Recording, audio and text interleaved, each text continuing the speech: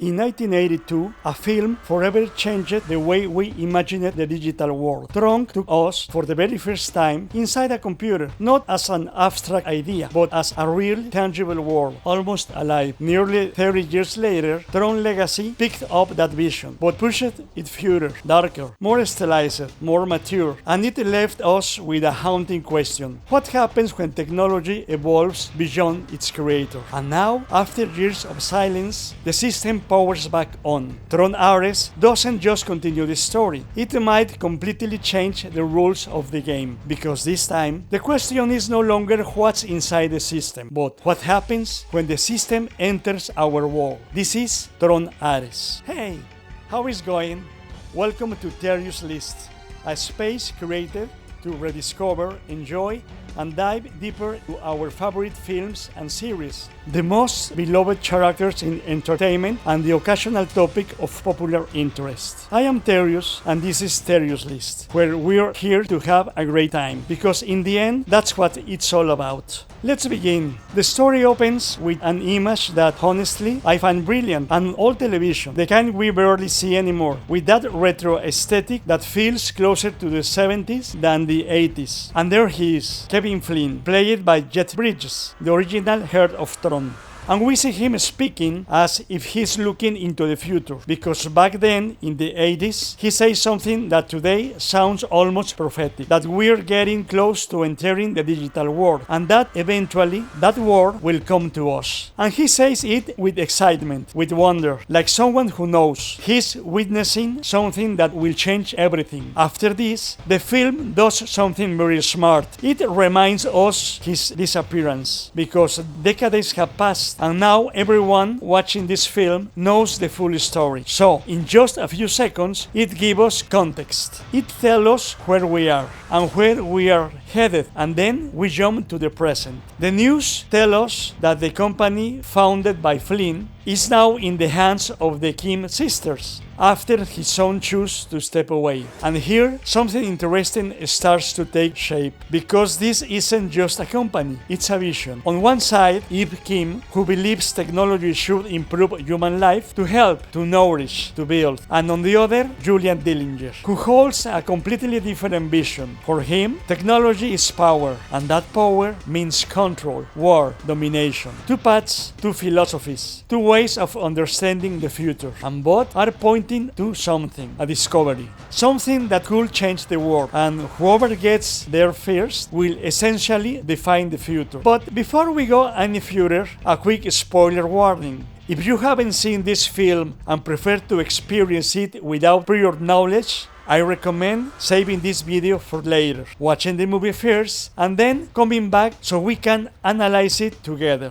And if you've already seen it, or you're someone who enjoys knowing the story beforehand, go ahead. There is a lot to talk about with this next generation cinematic experience. Back to the film, we're shown something that at first might seem simple, but is actually crucial: a program training. A digital being attracted over and over again, destroyed, rebuilt, upgraded like an antivirus, but in human form. That program is Ares. And then we arrive at one of the most important scenes in the entire film. Dillinger is standing before his board, and he asks a question, the kind that shifts your entire perspective. What if everything we imagine inside a machine could become real out there? What if we could build a bridge between two worlds that have always been separate? And he doesn't just say it, he proves it. He digitalizes right in front of them a war vehicle, just like that. And then he says something even more disturbing. If we can create the machine, why worry about who operates it if we can also create the perfect soldier? And then, from that machine, a figure emerges. Ares. A program, a weapon, perfect. No hunger, no sleep, no limits. And completely expendable. because Dillinger makes something clear from the very beginning. It's not a who, it's a what. And right there, everything is defined. The relationship between creator and creation is not one of respect, nor evolution. It's domination. And yet, something in Ares is already react, as if it doesn't fit, as if it refuses to be just a thing. The shareholders leave thrilled.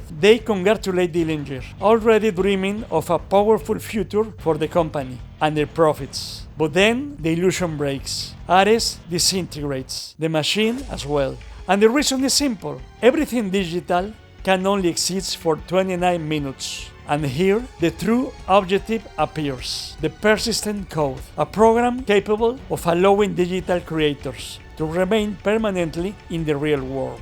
Whoever controls it controls the world. Meanwhile, Eve Kim is somewhere else on the map, literally at the edge of the world, a frozen, isolated place, where her sister, the real genius, spent her final days researching before succumbing to illness. And she left something behind, an answer, something Flynn had already pointed to back in the 80s, on those old floppy disks, the 5 1/4 kind. Remember those? Or maybe you never even saw them. If you are under 30, yeah, you probably missed those. They could store a staggering 75 kilobytes of information. Can you imagine that? But in there was the key, and Eve finds it, a code that allows the digital to remain. She tested it. She digitalized an orange tree and waits. 20 minutes pass, and it's still there. She did it. And while this is happening, there's a detail I really like. Her company is about to present the newest version of its most important video game, Paranoids. And the CEO, in the middle of the presentation, asks, "Where is she?" Because at the most important moment, she's not there. And that says a lot.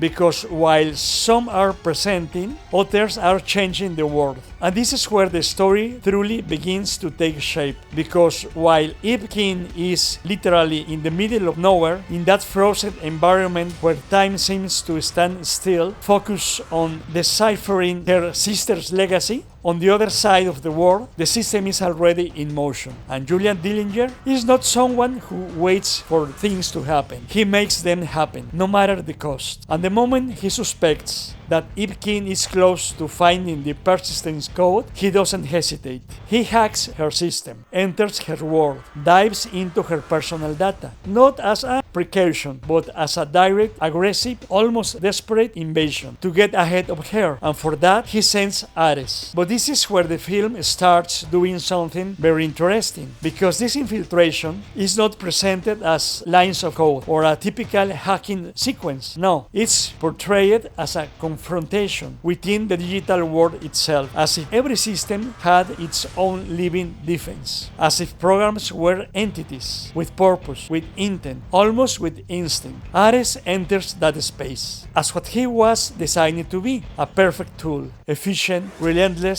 but in the process something happens that Dillinger never considered. Ares begins to see, he begins to listen, he begins to understand, because inside Eve Kim's personal files, he doesn't find technical data. He finds thought, he finds vision, he finds humanity, and he hears Eve speaking about artificial intelligence, not as a weapon, not as a tool of control, but as something that can be good, something that can help, something that could even be kind. And that, for Ares, is completely new. It is as if, for the first time, someone doesn't see him as a what, but as something closer to a who. And there, something changes. Not suddenly, not in an obvious way, but a kind of affinity begins to form, a curiosity, something that slowly starts to resemble emotion, but the mission continues. Dillinger is not interested in what Ares feels or what he discovers, but what he questions. His goal is one thing, to find Eve Kim and obtain the persistence code, no matter the cost. And when they realize that she already has it, the story becomes a hunt, because what follows is not a a conventional change. It's something far more unsettling, the intrusion of the digital into the real world, even if only partially. Military vehicles appear, soldiers who don't need to breathe, don't need rest, don't feel fear, but they have a brutal limitation: 29 minutes of existence. It feels like watching a war against time, and in the middle of all this, Eve understands exactly what's at stake. She knows they're not chasing her, they're chasing what she carries. The persistence code. That small device, that simple USB, which actually holds something that could change the entire world. And in a desperate but completely logical decision, she destroys it. She throws it into the ocean. And at that exact moment, Ares finds her. But his time runs out. He disintegrates right in front of her. And this matters, because it marks a turning point. Because until that moment, Ares was a tool. From here on, he begins to become something else. And then comes one of the most powerful moments in the entire film, one that honestly redefines the whole history. Dillinger, obsessed with obtaining the code, makes a decision that completely breaks the logic he himself established. He orders Eve Kim to be digitalized, not as an experiment, a target, as a resource. And here the film does something truly brutal, if you think about it carefully. Instead of bringing the digital into the real world, they take the human into the digital world. And they don't treat it as something extraordinary. They don't build it up as a central event. They use it as just another tool, when in reality the implications are massive. Eve is taken into the system, into Dillinger's servers, not to learn, not to evolve, but to be broken down from with, to dive into her memories and extract the persistence code. And Ares understands something no one else seems to consider. If they do this, she dies. And there he makes a decision to disobey, for the first time by choice, because he's no longer acting like a program. He acts like something closer to be alive, and he decides to save her. This gives a new conflict. Athena, the second in command program, detects what's happening and immediately reports it to Dillinger, who doesn't hesitate to give the order: eliminate Ares and obtain the code. And what follows is a confrontation between programs, but not like the one we saw at the beginning. Because now Ares is not fighting to fulfill a function. He's fighting for someone. He's fighting for an idea. He's fighting for something he doesn't fully understand yet, but already feels. And in the middle of that chaos, he managed to take Eve to the transfer portal. And it's there, in that moment, that something defines his character completely. Ares confesses what he truly wants. He doesn't want the code for Dillinger. He doesn't want it for power. He wants it for himself, because he wants to live. He wants to remain. He wants to experience the real world, not as a tool, but as a being. And he offers her a deal. He saves her if she retrieves the code, but not to hand it over, to use it, to exist. Inside Dillinger's company, something starts to spiral out of control. The digitalization machines begin activating on their own. The system starts behaving autonomously. And without fully understanding what's happening, Ares and Eve return to the real world. And here, the story explodes, because now everything is exposed. Eve confronts Dillinger. He speaks of betrayal. She reminds him of something far worse, that he ordered her death. And in the middle of that clash, Ares makes another decision. He takes her and they escape. Dillinger loses control of his own creation. But it doesn't end there, because his response is even more extreme. He digitalizes Athena, arms her, turns her into a full weapon, and gives her a clear order: recover the code by any means necessary. No limits, no rules, no morality. And that changed everything. Meanwhile, Ares and Eve are on the run, trying to buy time, trying to think, trying to survive. Because there's one thing that doesn't change: the 29 minutes. That clock is always running. They arrive at a key location: Kevin Flynn's old servers, the origin, the place where everything began. And Eve makes a risky decision. She digitalizes Ares, but not as a weapon, as a seeker, as someone who must find within that system the original code, the true one, the one Flynn hid from the very beginning. And Ares enters, but what he finds is not just a system, it's a world, a retro, ancient, almost forgotten world, but still alive. And here, the story becomes something else, because now we are no longer talking about technology, we are talking about existence, about consciousness, about what it means to be. Hey, if you're enjoying this so far, don't forget to subscribe, drop a like, and share it with your friends and loved ones. That really helps me keep creating content we can all enjoy together. And now, let's get back to the film. And this is where the story reached an unexpected dip, because when Ares enters that original digital world, that primitive yet fascinating universe that Kevin Flynn built decades ago, we're not just seeing a technological environment.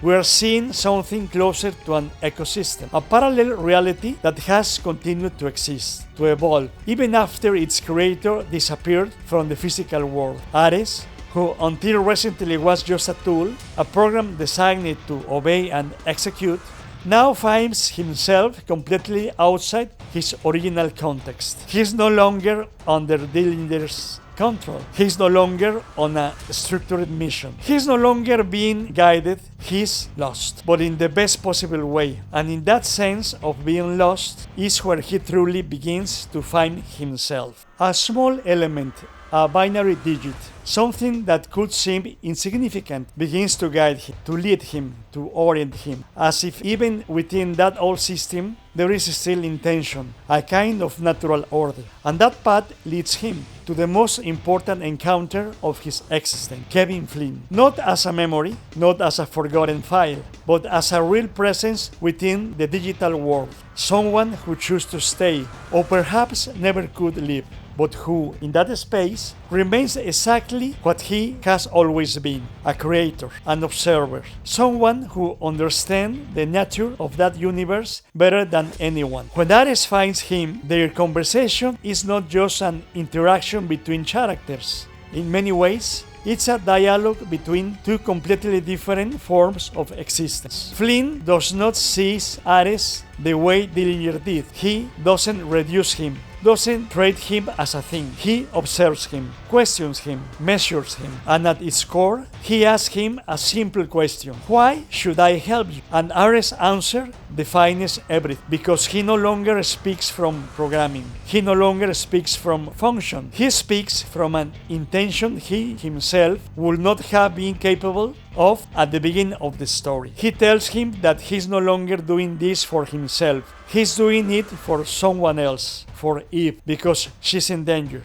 because he wants to save her. And in that moment, Flynn understands something crucial. Ares has changed. He has evolved. He has developed something he was never supposed to have: feelings. And this is where the film, even if it doesn't fully emphasize it, presents a very powerful idea. At what point does artificial intelligence stop being just a program and start becoming something closer to life? We are talking about what scientists have theorized as the moment of the singularity, the point at which AI becomes aware of its own existence. The question is no longer if it will happen, but when. Flynn tests him, not physically, not technically, but through understanding, through intention. And when he realizes that Ares no longer acts out of obedience but out of choice, he makes a decision that defines the outcome of the story. He gives him the persistent code. Not because he's perfect, not because he's invincible, but because he's capable of healing. Meanwhile, in the real world,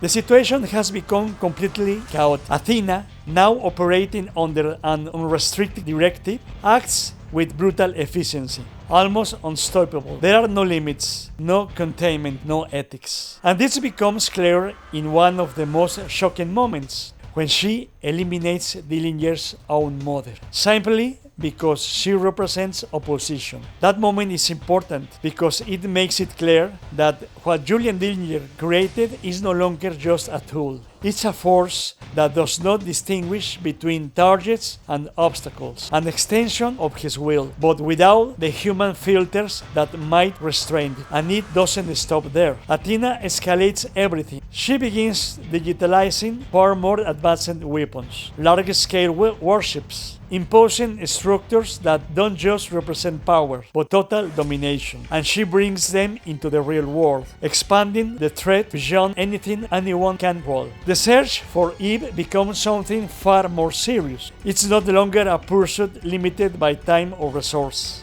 It's a full-scale operation. Eve, on her side, doesn't stop. She knows time is limited, that the margin of error is practically zero, and still she keeps moving forward, trying to buy seconds, trying to delay the inevitable. While her team works to repair the laser Athena destroyed, she makes a decision that speaks volumes about her character. She distracts Athena, faces her indirectly, buys time. What follows is an intense pursuit. Humans force attempt to intervene. Helicopters, F-35 fighter jets, all trying to stop Athena. But it becomes clear very quickly. They are not on the same level. They are not real opponents for an entity that does not operate under the same limitations. Even so, they achieve something important. They distract her. They give Eve a few more seconds. But it's not enough. Athena deploys drones, tracks, locates, and finally finds Eve. She captures her using digital energy, proving that her control over matter and energy has surpassed anything conventional technology can achieve. And yet, even then, the story doesn't stop, because in an unexpected turn, Athena's ship is struck by a downed aircraft, causing it to crash. A brief moment, but enough to shift everything, because in that instant, Ares returns. With Kevin Flynn's help, he makes it back into the real world. But he's no longer the same Ares we saw at the beginning. Before sending him back, Flynn tells him something that sums up the entire message of the film. One life is all you'll have. And Ares' answer is simple but powerful. One life is all I want. That line changes everything, because for the first time, Ares accepts limitation as something valuable. Now, the final confrontation is inevitable. Athena managed to recover Eve and tries to take her back to Dillinger's labs to extract the code. But this time, Ares is there. And now, there is no reset, no second chance. If he loses, it's over. And now we reach the moment where everything is decided, because when Ares returns to the real world, he is no longer the program we saw at the beginning, designed to obey, to execute, to disappear without a trace. Now he's something else, something that choice, something that understands, however imperfectly, what it means to have one chance. And that completely changed the weight of the confrontation, because Athena does not hesitate. She does not question. She simply executes. And Ares now has something to lose. Eve is in her grasp, literally held by that digital force that no longer distinguishes between matter and energy, between machine and life. Athena tries to take her back, to complete the mission, to obtain the code, no matter the cost. But this time, Ares intervenes. And this is not just a fight. It's a clash of philosophies, of what it means to be an intelligence created to obey versus one that has learned to choose. And while this is happening, in parallel, Eve's team achieves something crucial. They manage to hack Dillinger's network. And here, the film connects all the elements it had been building from the very beginning. Because once the connection is lost, everything digital begins to disappear. The vehicles, the weapons, the structures. Everything that depends on that system fades away. And Athena is no deception. In a moment that, if you really think about it, carries a subtle weight, Athena disappears in Ares' arms. Not as a violent defeat, not as an explosion, but as a disconnection, as if she simply stopped existing. And with that, the immediate conflict ends. But not the large one, because Dillinger is not someone who accepts defeat. And in an act that perfectly reflects his obsession, his need for control, he makes a desperate decision. Surrounded by authorities who have traced the chaos back to his facilities, he activates the system in reverse and digitalizes himself, He disappears from the real world and enters the digital one. And here, the film leaves something very interesting open. This is not a total victory, not a definitive ending. It's a transition, a shift in the playing field. Meanwhile, Ares survives, and Eve as well. And what follows is not a celebration, not an explosive final, not a grand closing. It's something much quieter, but far more meaningful. A conversation, an understanding. Because Ares, after everything he has experienced, reaches a conclusion that connects directly with what Kevin Flynn told him. That code everyone was searching for, the persistence code, maybe it shouldn't be seen that way. Maybe it's actually a code of impermanence, because Ares understands something that, paradoxically, humans take for granted and rarely question, that the value of life is not infinite duration, but in its limit, in not knowing how much time we have, in the fact that every moment matters precisely because it is not eternal. And that is what makes it beautiful. Eve, at that moment, asks him a simple question: what are you going to do now? And Ares' answer is very human. He says he has a few ideas. And just like that, he disappears. Not as someone who is running away, but as someone who is just beginning. And then comes that final detail that gives even more life to the story. Eve receives a postcard, handwritten, from Ares. He is now traveling the world, discovering it, exploring it, trying to understand what it means to live. And he makes something very clear. He has no intention of revealing what he is. Not yet. Not until he fully understands life. And as a final touch, the post-credit scene. Dillinger appears in the digital world, but not in a controlled environment, not in his perfect system, but in a destroyed, chaotic, almost apocalyptic world. A place where he is now part of the system, not its master. And there he begins to change, to become something different, something that directly echoes what was the antagonist in the original Tron stories, making one thing clear: this is not over. And at this point, my friends, after everything we've seen, comes the important question: what did you think of this film? Because beyond the visual, beyond the action, this is a story that touches on something very current: the relationship between the human and the digital, between creation and consciousness. And now, let's evaluate it. Let's start with the setting. The film takes place in a modern, contemporary environment, very close to our own reality. Cities, urban spaces, locations we easily recognize. There's no real attempt to build entirely new physical worlds, aside from that snowy refuge which, honestly, is beautifully shot and provides an interesting contrast. And of course, we have the digital environment, which remains visually appealing and retains that signature Tron essence. But overall, the setting is functional, solid, but not especially memorable. So, out of 2 points, I give it 1.5. Now let's talk about the visual effects.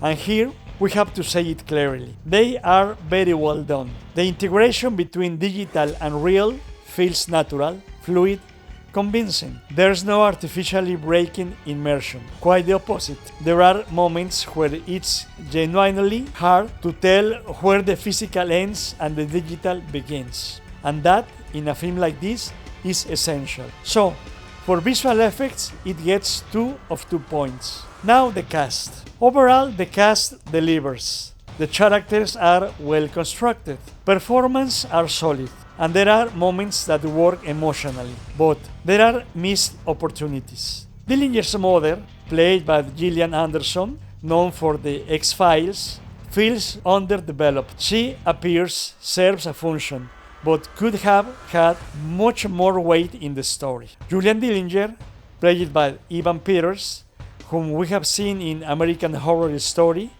has presence, but honestly, could have been deeper, more complex. Ares works within his role, as portrayed by Jared Leto, and Eve Kim, played by Greta Lee, is convincing in what she represents. And Jeff Bridges, returning as Kevin Flynn, tries to reinforce a cast that, in my view, overall lacks a bit of dramatic strength. So for characters, I give it 1.5 out of 2. And now the story. This is where things get interesting, because yes, the premise is solid.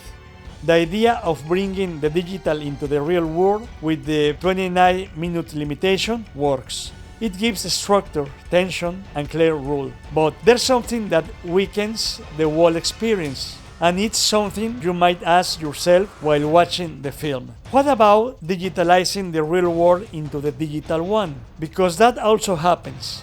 Not by accident, not out of control, but intentionally. And yet, the film doesn't give it the weight it deserves. It doesn't develop it. It doesn't explore it. It treats it as secondary, when in reality, it could be even more important than the main concept itself.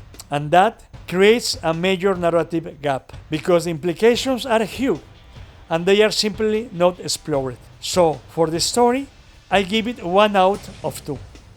And finally, the soundtrack. It fits the film style, with that electronic technological tone, even with nods to bands like Depeche Mode, and that brief moment with Paranoid by Black Sabbath, with the voice of the late Ozzy Osbourne, adds some presence. But beyond that, the soundtrack doesn't stand out. It's not memorable. It's not something that stays with you after the film ends. So, I give it 1 out of 2. And with that all, we arrive at the final score of 7 out of 10. It's not a bad film, not at all, but it's also not the greatest science fiction masterpiece it could have been. I really like to hear your opinion. What did you think? Did you like it more or less than you expected? Let me know in the comments. I love to read them. And if you enjoy this kind of content, support the channel, subscribe, turn on notifications, like and share. That helps us a lot to keep growing and to keep bringing you this kind of content. I am Terius and this is Terius List.